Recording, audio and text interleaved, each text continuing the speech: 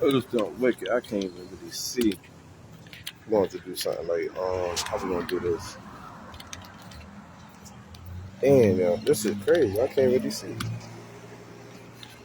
I ain't got no chair. I want to do it like this. Oh, man, I can't even see myself. It's so bright. Greetings to my champs all around the world. I need a haircut soon. It's nice and humid outside. It's muggy. But it's your boy Champ Jones, man. Live in Hartford, Connecticut with another build. Chatting with the community. Today, we got right in between Barbour and Nelson and Barbour and Capin. Here we go. How y'all been, man? I'm hoping everybody's staying positive, staying motivated, and staying real. Breathing, being in the moment, and being themselves. I'm being myself right now, getting chewed up by mosquitoes, man. I feel like a burger on the grill, but needless to say, here we are. I'm happy to see everyone. I'm blessed to be able to speak to everyone, build, reach, and do what we do. This is what we do. Y'all know we do every other Thursday.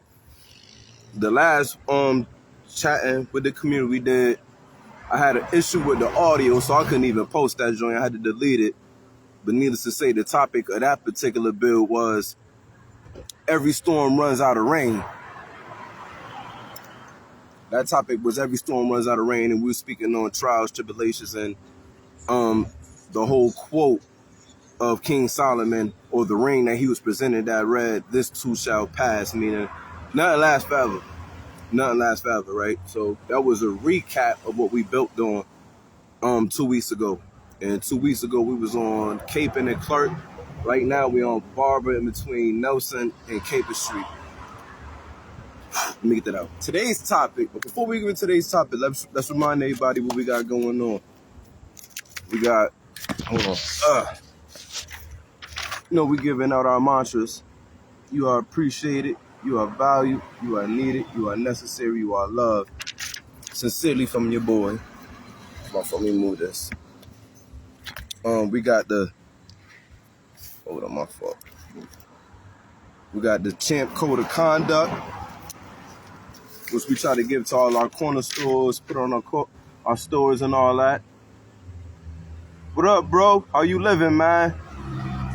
Yeah, man, these are Champ Code of Conduct. We try to get these solid corner stores, businesses, builders in the neighborhood, etc. Needless to say, right? Everybody's welcome to this table, right? As long as you bring something, right? It could be anything from bringing the chicken, the gravy, the biscuits. You can even bring the ice. We got family that like to bring ice, acting like they brought a whole table load of steaks, right? Everything's included. We ain't even doing that, right? However, today's topic is generational respect.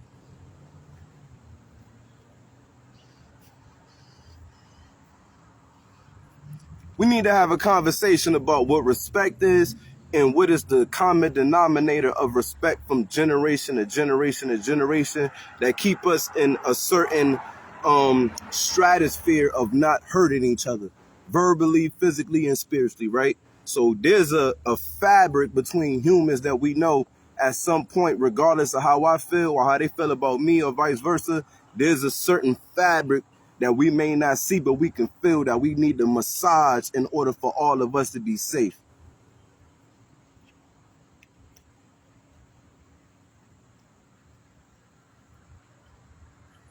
I say that to say, man, we got to ask ourselves, right? Even as parents, we got to ask ourselves, right? What did I learn from my parents? Like, what characteristics, what tolerance levels, what embracements, what encouragements, what disciplines, what punishments did my parents instill in me that is so ingrained to my personality that I passed it to my children generations after them?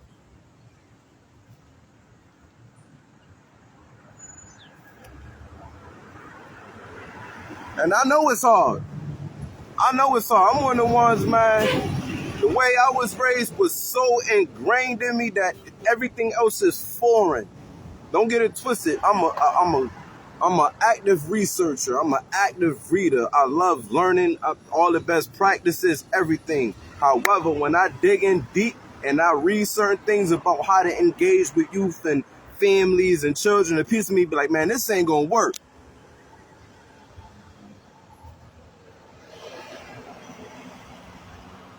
This is not gonna work.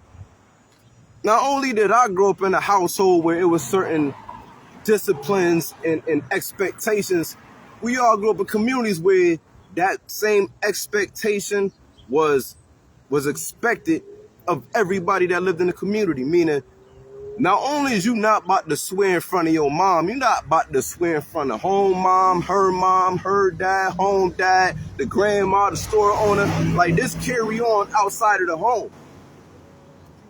You're not about to be disrespecting your parents, let alone you outside talking crazy to adults. And even though when you go through a certain age in your teenage years, we get rebellious and sometimes we test the waters. But if you had a great heart like me, if you was raised with a heart like me, regardless of what you may have experienced with, a piece was like, nah, man, I know that wasn't right. I'm wrong for that. I'm wilding. I need to go back and apologize. I feel bad as hell. Every time Miss see me around the corner now, she looking at me and, well, I can't, Miss, I'm sorry. My mother raised me better than that. I apologize. I'm from a time right there in that bridge. It wasn't no shame to apologize, especially if you knew you was in the wrong. Especially if that's the expectation in the crib. How you doing, mama? Back then, that was a village. And that's the point I want to drive to, right? Because you're absolutely correct. Thank you for sharing your vision and how you interpret that, right? So my whole thing is, right, because it gets to be a little different because we got parents, and me as a parent now will understand there's certain things we want our children what's the word I'm looking for? Embrace.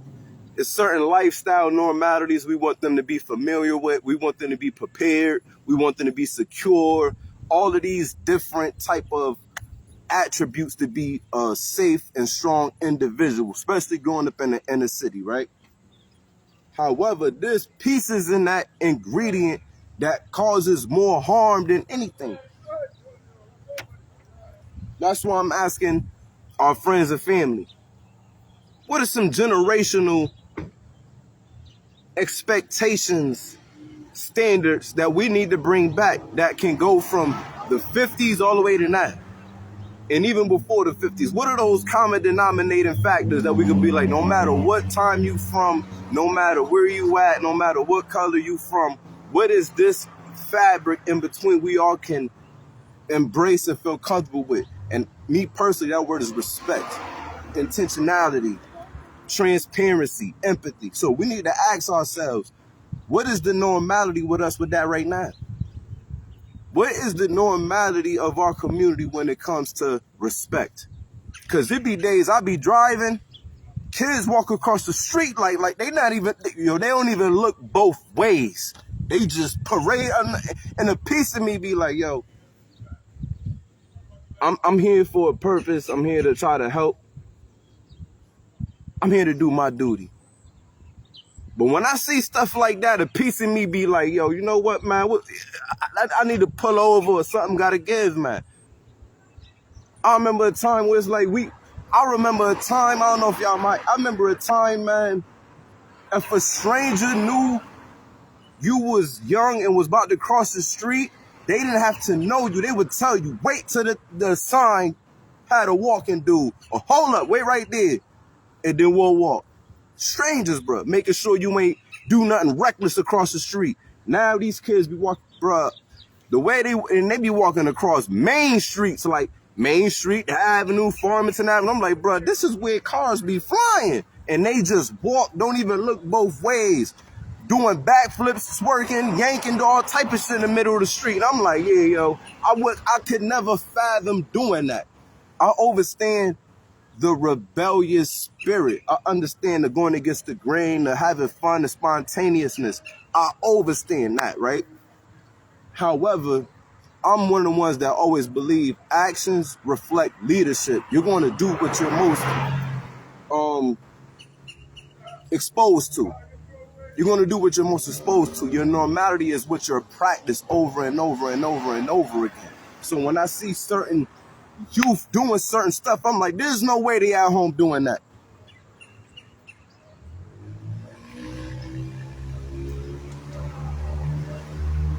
There's no way your parents letting you get away with that, bro. And this is one, yo, there's a word that my mother from the age of, from whatever I could talk and understood English to this day, I've never, ever, ever said around my mother. Because the times I did say it, the way she would react, I'd be like, oh, okay, let me fall back. And she could be like, back then, to this day, she called me boo. She'll be like, boo. And I'd be like, oh, neither I'd be like, at one time in my life, I will slip up and say, what, ma?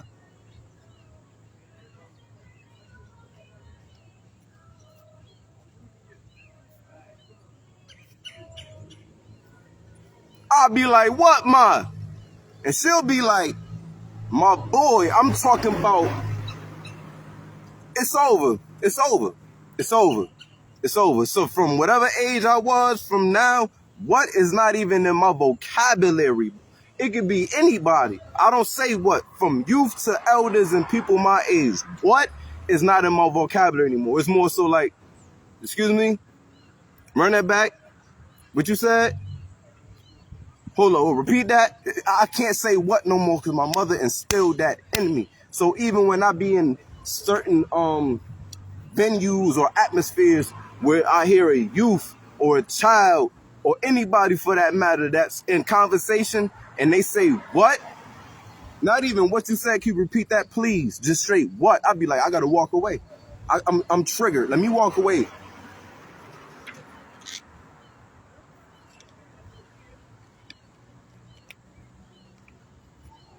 I get triggered, man. I know, honestly, I have to do better in my parents' area. Listen, ma, you not alone. We all got to do better. We all learning from different, like you just put up there, where you put being exposed and influenced. We all coming from different exposures and influences. There's nothing to be guilty of feeling. There's nothing to feel like you got to be ashamed of. It's reality. To this day, I can highlight many mistakes I felt like as a son and as a father. But what I overstood and had to ask myself was, where did I learn a lot of this from? I had to ask myself, where did I find all this shit normal? Let alone from your house to auntie house to grandma house to uncle house to cousin house. It's the same thing. That's what I'm talking about, generational respect. That's why, not for nothing, this one I knew I was a little different. I'm not even being funny, right? I grew up in when I lived with my grandmother, all of my aunts and uncles outside of like my father's siblings, all of my aunts and uncles was like, say if I'm like 12, they like in their 60s, 70s already. They in their 60s, 70s already. So I rip in my grandmother's house, bro. You not talking loud. You not in nobody's business. You not drinking soda. You not eating candy. You not doing none of that, let alone talking back, having a tone, dressing a certain way. Bro, in my grandma's house,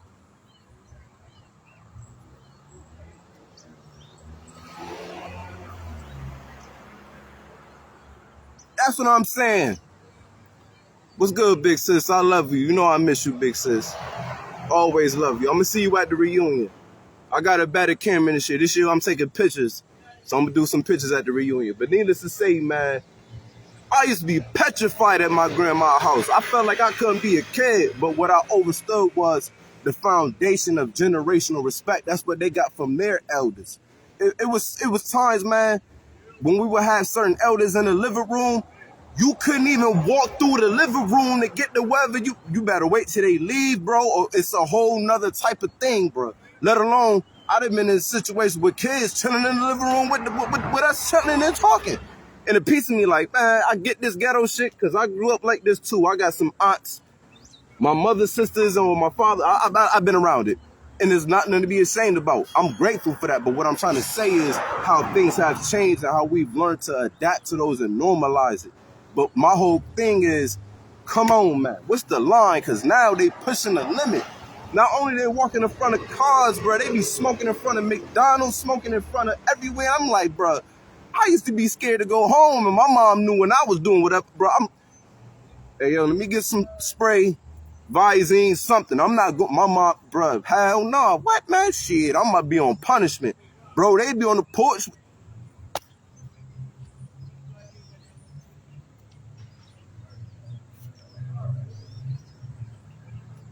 And I'm not knocking no parenting. No kids sitting around the doors. My grandmother. Hold up, sis. I'm about to read your joint right now. No kids sitting around the door. Sis, come on, man. Come on, man. To this day, my grandma, I can't even, my voice tone can't get a certain volume, let alone cussing and doing all that. Hell no. My grandmother didn't play that, let alone my grandfather. Man, listen.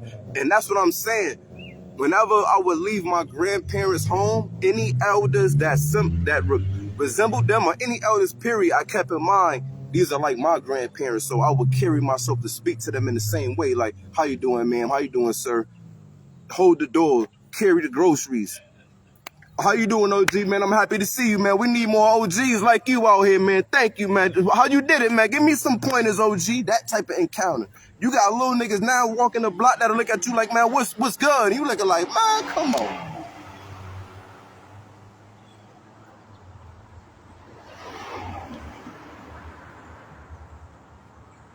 It was a time where you knew, bro, man, you chill out, man.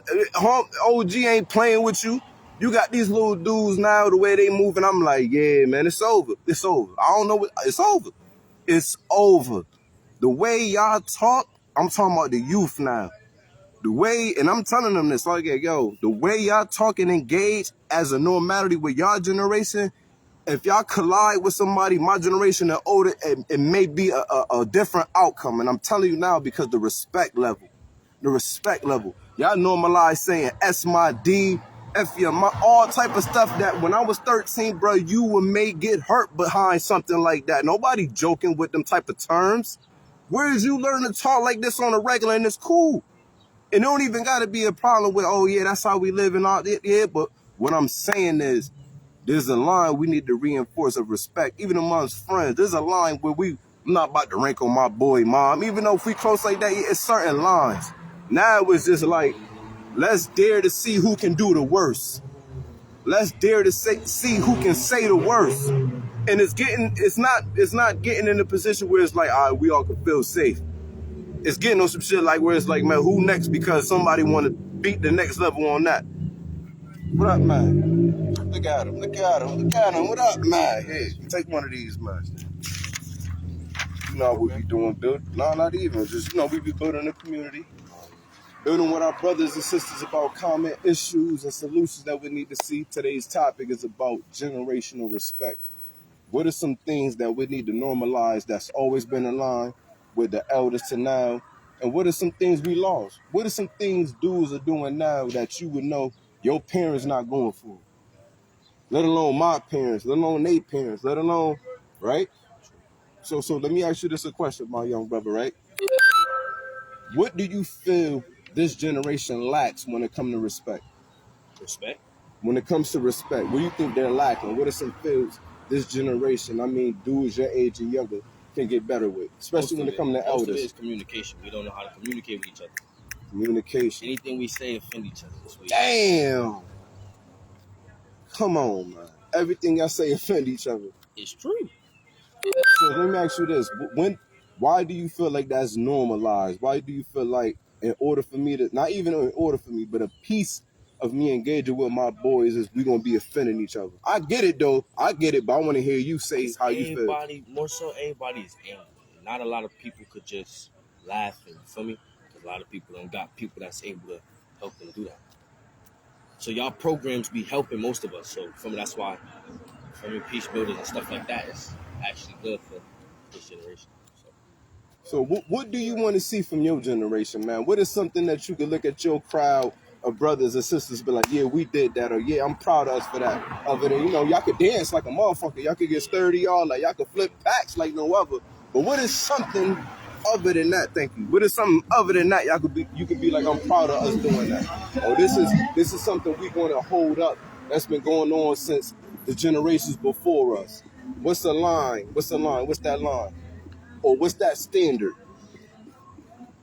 I really don't know yet. So let me ask you this then, right? You gotta figure it out. All right, that's cool. That's a fair response. Let me ask you this, right? You don't even got to be about you, but we want to know from the people, right?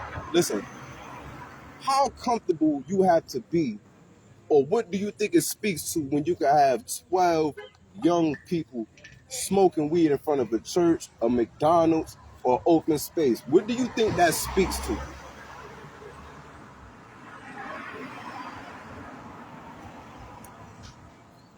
Like, what got to be going through your mind for you to see grandmothers, grandfathers, babies, children, civilians minding their business, and you, not saying you, but you know what I'm saying? I ain't gonna lie, I don't smoke in front of a church. No, not even you, not you, but from what you know, though. From what you know, I ain't talking about you, but from what you observe, what can be going through my mind? I know my answer, but I want to hear from you. That look crazy. But what can possibly be going through your brain if I'm right here and I'm comfortable smoking in front of grandmothers? What type of what can be going through my mind? That's a little crazy. So, do you think? Let me ask you this, right? Where do you think a lot of us learn those type of normalities or comfortabilities? Where do you learn to be that comfortable to be able to smoke in public in front of grandmothers? The hood.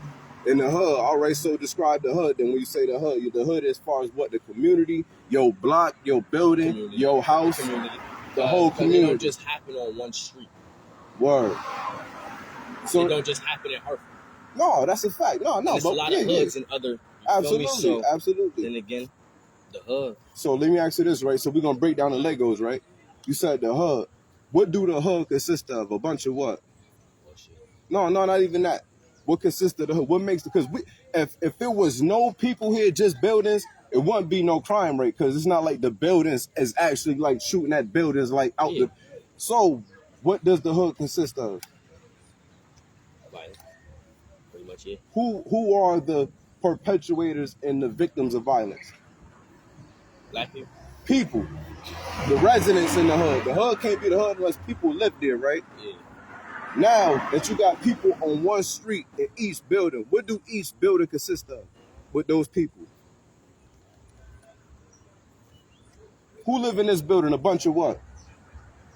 Families. Families of black people. Families consist in one household, right? How do you feel about households on each street coming together outside and something being normalized? Is it safe to say a lot of us learn what we learn is from the house first, or do you think we learn it from being around other families? Honestly? Yeah. A lot of it don't happen like that. It can happen that way. Okay. It can happen from you being outside with other people. Okay. It can happen when you going to certain schools. It can happen when you being in certain programs. It just happen like that sometimes. It's not really like with people. It's like a certain time to be the place. I respect it. So what do you think is the solution? I ain't gonna lie. I don't know yet. It's all right. I'll figure one out though. Eventually. All right. I respect it though, bro. All I would say to you is, man, keep pushing for the best. And be that result you want to see. Here you go, G. It's for you. Yes, sir. I'm happy to see you, though. Definitely. What you was about to get into? I'm about to give me some food. All right, man. Go eat, man. I'm right here for another, like, little 30, 20. All right. All right? I'm proud of you, man. Know that. You heard? Always proud of you. Yo, so what organization you from? Right now, I'm doing this by myself, OG. This all me right there. That's my name right there. You on Facebook? Yup. Champ Jones right there. Everything cool? Today's topic we speaking about, just to throw a bug in here, we speaking on generational respect. What are some things we lost from generations to now as far as respect? And what are some things that still stand strong from generation to now as far as respect goes? Well, that's easy. You know what I'm saying? All right? Yo, so I hit you on Facebook. You see me as Flex? Okay, absolutely. Be safe. Yes, sir. Peace. My fault, man. I'm talking to my young brother, man. Hey, bro. Yes, sir. What's what I'm about to tell you? Okay. I'll wait for you. I respect it, bro. Thank you. My mom was strict. My grandma was a God-fearing woman. I learned a lot. Now, that's a fact, though. I overstand this. My whole thing is, like, the same effort it take when we know it's about to be a club or an event, and niggas be like, yo, I'm about to go kill their ass. Watch this. I'm about to get creative. I'm about to grab the boots nobody never seen. I'm about to grab these Cotties nobody never seen. I'm about to grab this Dior shit. Nobody got this. How this me? Nobody got this. Nobody gonna have this, right? That same creative thought process. Why can't we apply that to engaging with our youth and families in the hub?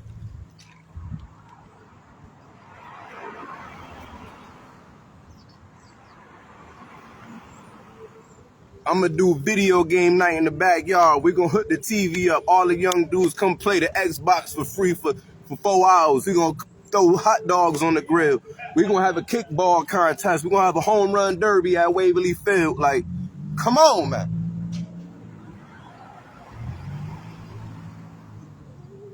A lot of that is free. A lot of that is free, man. You ain't even gotta pay for that type joint like that, for real. Hey, yo, to all the mothers, be safe, bro. I'ma holla at you, all right? Know I love you, all right? Yo, every Sunday, right, at this park, we're gonna have big brothers, big sisters, everybody meet up. We're gonna discuss this topic. We're gonna do this. Then after that, we're gonna do yoga, or we're gonna have a racing or a small Olympics, everything free. And you don't gotta bring that, just bring yourself. It's almost like, come on, man. Dang.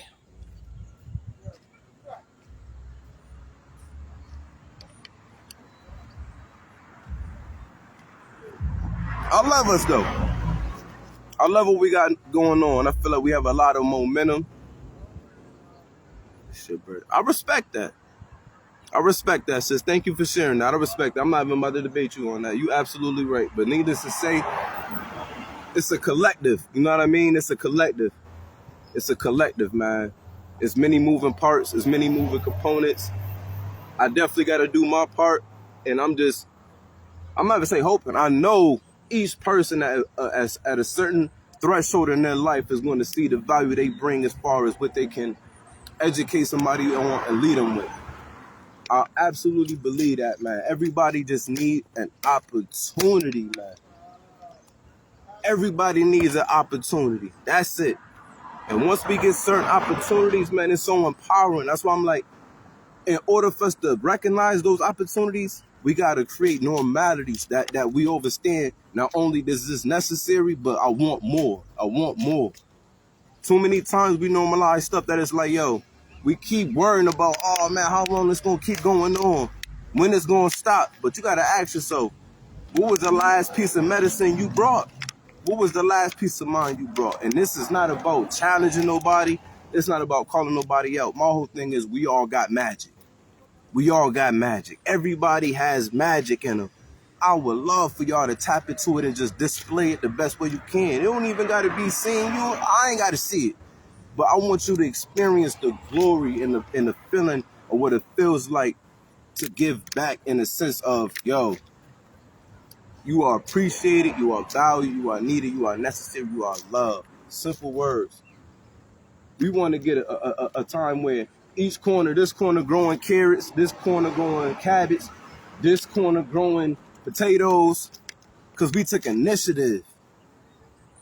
Sometimes, as much as we want to be rebellious, listen to rebellious music, I feel like the greatest piece of rebellion is switching the normality of your community. That's powerful. Like, literally, man. Like, for people to walk in your neighborhood and see, like, nah, yo, this building, this is where all the elders live. We bring them food, or we do this, or we do this over here, or every month we do this, or we do this. I feel like that's more powerful than anything, and I feel like everybody has that potential. Everybody has that ability, and not for nothing, it's needed. It's necessary. It's necessary. It's necessary, and not for nothing, man. We gonna get there. We gonna get there, man. And I ain't gonna hold you. I've been here for a nice minute. These mosquitoes been chewing me up, man. It's been getting real. I was supposed to come out yesterday, but I thought it was gonna storm. It didn't. So I definitely had to come out on this Friday and make up for it, man. So just know, man, to all my champs all around the world, you are appreciated, you are valued, you are needed, you are necessary, you are loved. Breathe, be in the moment, and be yourself. Stay positive, stay motivated, stay real. One.